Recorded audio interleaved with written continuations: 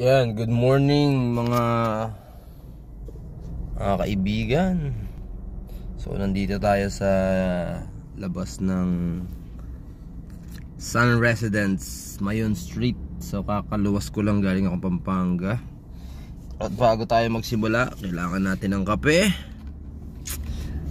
So time check 4:17, naka-online na tayo. Pero kanina habang nakatambay ako sa labas, kwentuhan ko lang kayo. Habang nakatambay ako sa labas at nagkape, meron ba namang lumapit sa akin na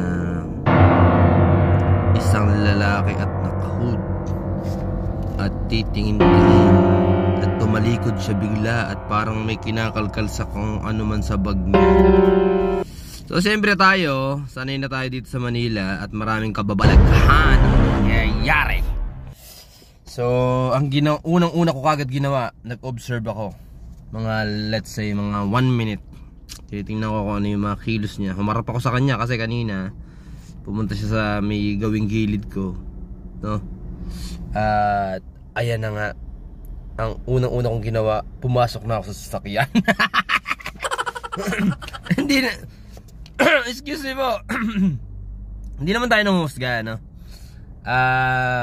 Kailangan lang natin maging somehow maging matalino sa mga kilos natin dahil madaming matalino sa kalsada. Lalo na dito sa San. Kung na-experience nyo na matulog dito, maraming mga kabataan, mga kalalakihan. Minsan nga may kasama pa silang babae, no? Na-witness ko na to sa tagal ko dito sa Grab, no? Na sinusubukan buksan yung mga sasakyan na nakapark. So kung nagpa-park ka dito, no? Mag-ingat-ingat ka. So nandito pa din siya. Ayun siya, tingnan natin. Nakita ba siya? Ayun. Ayun, no? Ayun siya. Oh. Di ba?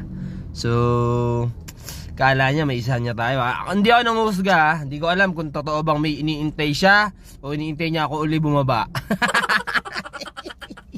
Diyos niyo. Oh, di ba? Tayo, wala pa tayong dalang pera kasi na-hold up na tayo pag umuwi tayo ng bahay, di ba? Ang pinaka mga the best na hold upper, no? Kilala nyo na. Pag umuwi tayo ng bahay, galing tayo sa biyahe, ang pinaka greatest hold upper. Kilala nyo na. So, andito pa din siya, oh. Ayun na, ayan. Sino hinintay pa? Nakatalikod pa siya. Kunyari, hinintay pa siya, eh. Hinintay talaga to, no?